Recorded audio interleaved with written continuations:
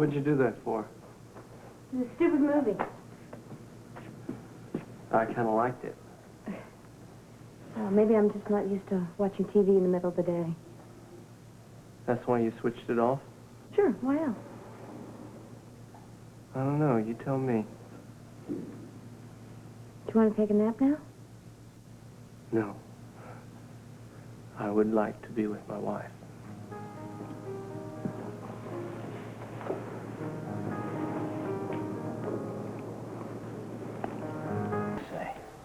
Well, that's pretty much it. We just kept looking at the diorama, and he made some kind of comment that it would be a great place to hide something. What? Now, just relax. I think he was just trying to make conversation. Yeah, but that's hitting pretty close to home, though. Yeah, well, I think if he saw the jewel in there, he would have said something. Yeah. Yeah, you're right. As long as they're in there, we're okay. Yeah. You know, the thing that surprised me is how excited he became when he found out that the transportation package had been sold. Think he's into antiques or something? Maybe he thought Donnelly bought it. I don't know, but he was awful anxious. And as soon as I told him, he went straight to the phone and started making phone calls. I wonder what's on his mind. I have no idea. Hey, you pretty lady. Remember me? Unfortunately. Did you reconsider my offer? I told you I'm not interested. I can make it worth your while. Look, there's not enough money in this world that would make me want to kiss you. What? Is that something I can do for you, pal? Sit down, Ace. You're not my type. No, neither is she. So why don't you just go crawl back into the same ugly hole you came out of? What are you, her brother?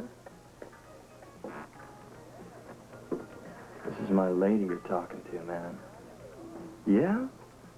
Well, why didn't you tell me that? I mean, I'm not interested in breaking anything up. No, I don't think you could anyway. But, if you decide to dump Mr. Wonderful here, I'm ready, willing. Hit the door, Slick. What a waste.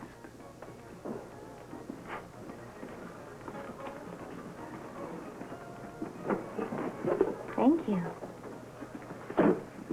Yeah, well, I just said that so I'd leave you alone. Well, is that the only reason? No, that's not the only reason. I said it because it's true. I still think of you as my lady. And maybe before long, that'll be true.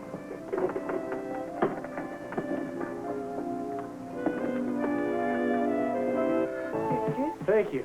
You should know your own way in here by now. I do, but I never refuse an escort, especially one as lovely as she. How you doing, Grant? I'm fine. I hope that I'm not interrupting. No, not at all. Can I give anyone anything? Grant? Nothing for me, thank you. Oh, that'll be all, Janet. Thank you. Thank you, Mr. Darling. All right. Press, why don't you run down to the Pullman and see how they're coming along with remodeling? I want that work finished ASAP. Hey, don't lean on me. I'm not the contractor. Yeah, but I count on you to keep him in line. The Pullman is going to be completed on time. You got it? Yeah, I got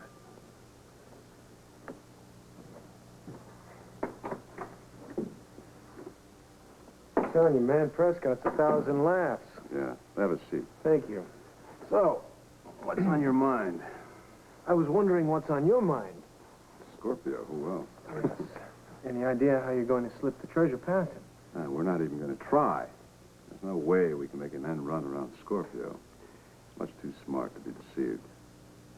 We go at him. We go at him straight. All right, so much for today's philosophy lesson. Now, how does that formulate as an action?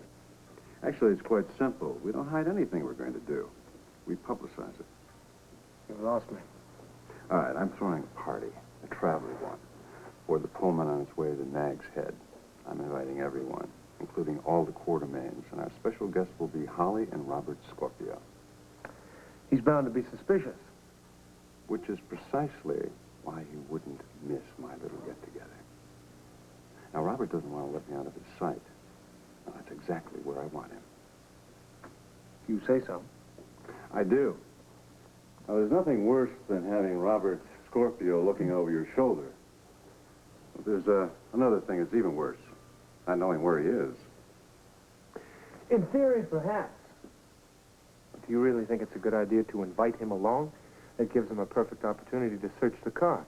Oh, there'll be too many people aboard. He won't have a chance. It's risk. Definitely a risk, but possibly worth taking. I wouldn't propose it, Grant, if I didn't think it would work. You still haven't told me, when are you going to remove the treasure before we get to Nag's Head? You're going to have to create some sort of a diversion to keep Scorpio busy while it's being moved. Mm-hmm. I already have. I assumed you had. I intend hiring a parlor car on any train that's pulling the Pullman. Then I'm going to invite all my guests to a very private midnight party, the theme of which will be the gay 90s. So you're going to move the treasure under the cover of a party? Mm-hmm. During a mail stop. That doesn't give you much time. 5 minutes, which is all you'll need. I was wondering where I figured into all of this.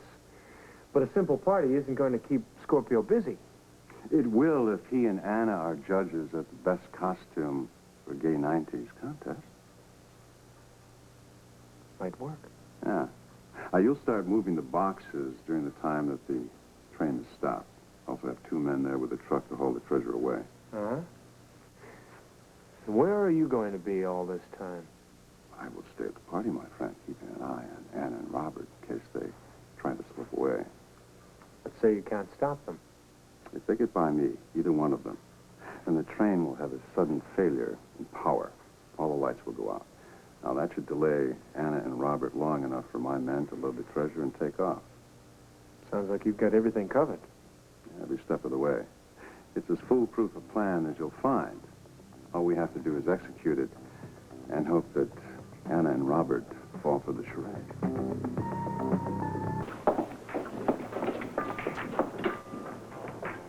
I feel so uncomfortable around Robert now. I hate keeping things